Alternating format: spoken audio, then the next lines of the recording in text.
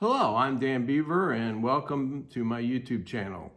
I'm a licensed marriage and family therapist. I've been in practice for 45 years, and so what you're going to hear comes from my experience being a long-term therapist. Now, today I'd like to talk about something that I've run into again in my career. It's called a dependent personality type, or some people call it an addictive personality type. They're very similar. Now, this is a label. I'm not always crazy about labels, but this personality type has very distinctive qualities that I'd like you to be aware of. It's like these are the big red flags. If you're trying to meet somebody or form a relationship and develop that, you want to see these really early.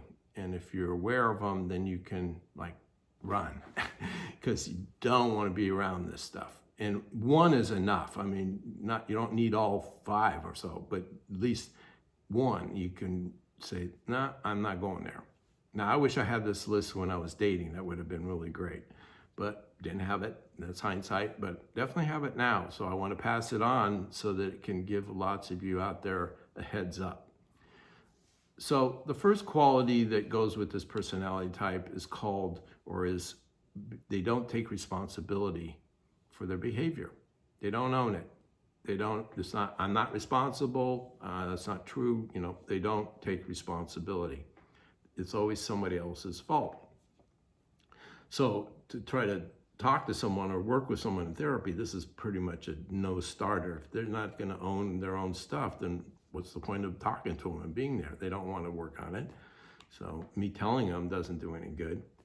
The other quality that they have that's really common is denial. I know it's a river in Egypt, but this is denial. Like they don't want to see what's going on. They don't want to acknowledge it. They don't want to, look at it. And you could shove it in their face and they still don't see it. Drives you crazy if you try to do that. It's like an alcoholic who thinks they don't have a drinking problem, but then you point out to them that they have 3 DUIs and you don't think, yeah, I don't have a problem. I got it under control, the usual denial. And they don't want to look at it. So trying to show it to them doesn't go anywhere. Again, they don't want to look at it.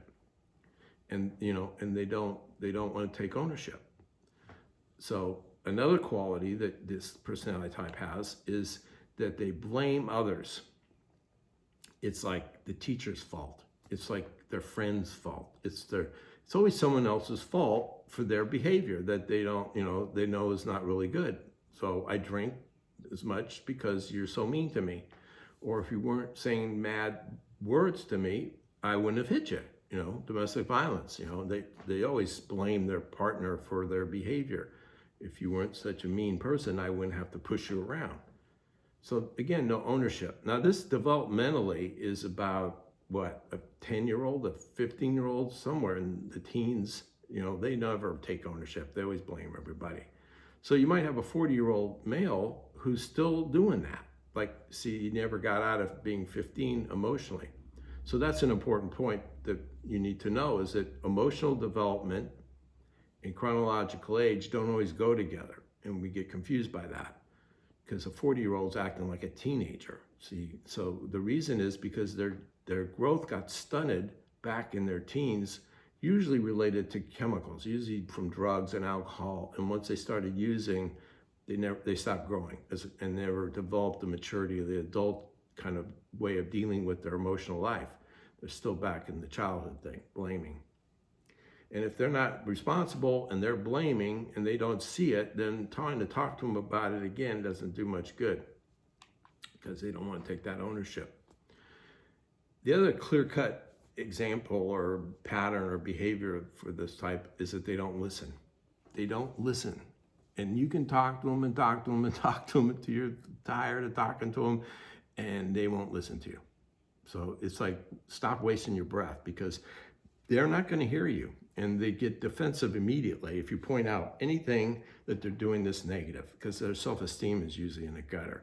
So then we have that reactionary, oh yeah, that's not true, I don't do that. Well, you're the one that do it. They always put the blame and they defend and divert whatever you're talking about onto them, onto you.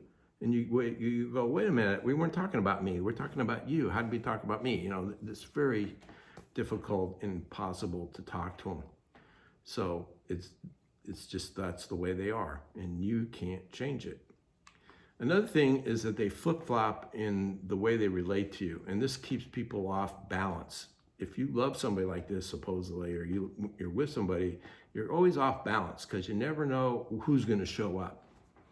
And they can be really conflicting. So what I mean by that is, let's say you have a partner who's very nice and very loving and acts like everything you'd ever want in somebody who's you're in a relationship with, and they do all the things that you want, and you hear that, and wow.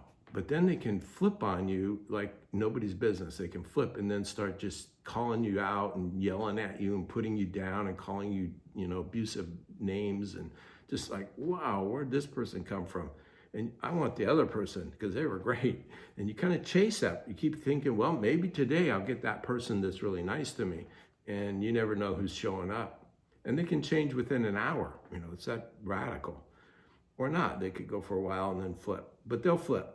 And the reason they do that is because part of them needs you. Remember, they're dependent personality. So they need you. So they got to do what they need to do to get you to give them security. That's what they're looking for. That's the payoff. They need usually emotional security. And the problem with that, of course, is they're an adult. Why does this adult need security from another adult? Security comes from within yourself, not someone else. Only children need it from someone else. So see, they're stuck back in their childhood. But they resent the fact that they need you. They deny it, but they need you. So they have to be nice. They have to do what they need to do to get you to cement that kind of security. Once they sense that they got that, then their resentment of the fact that they need you comes out and attacks you. The very person they need, they're going to attack. And you're like, where'd this come from? And it just flips.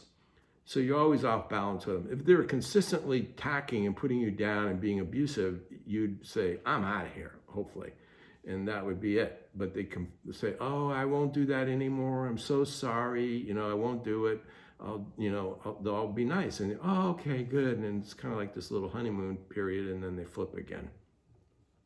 So don't be around that. It's very toxic, again, for you if you're involved with a person like this.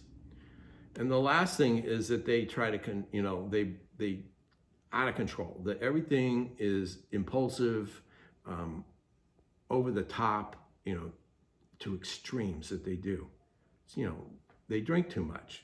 What's too much? It's out of control. They don't control it. They have one drink and then they have 6 drinks, and then it's out of control with an alcoholic. But I want to say, it's not just alcoholics that have this dependent personality type. Any addiction. Porn addiction, food addiction, all the drugs, it doesn't matter. It's their personality is dependent, and they use substance a lot to numb out the pain of it, to numb out their anger, just to cope with it. And it forms that personality.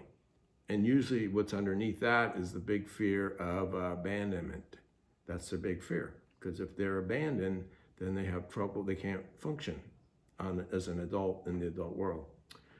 So those are the basic things to look out for. And I want to tell you also, you cannot fix these people. You can't fix them. And even trying to talk to them about it is really a waste of time, because they don't think they have a problem. And you can talk and talk and talk and think they're going to see the light, and they won't. The only thing they can really respond to well is what I call consequences. And that's what our consequences is, when their behavior impacts them in a way that they really can't deny anymore. And addiction treatment is always, they got to hit bottom. Well, bottom is not pretty. Very different bottoms, but when they hit it, then now they got a problem. And they'll admit it. First step in AA, 12 step is, hi, I'm Dan, I have a problem. Whatever it is, drinking, porn, whatever. So basically, get away. Don't hang out around this. It's toxic for you, your self-esteem. You won't have an intimate relationship, and none of that. So as a therapist, you think, well, my job is to get people together and make their marriages work and all that. But when I have this kind of personality type, I know that this isn't really a couple problem. it's an individual problem that has to be resolved first before you can even do the couple part. Anyway, I hope this was helpful for you. If you get your list out there, check it off, and make sure you don't get involved with it. So we'll see you next time.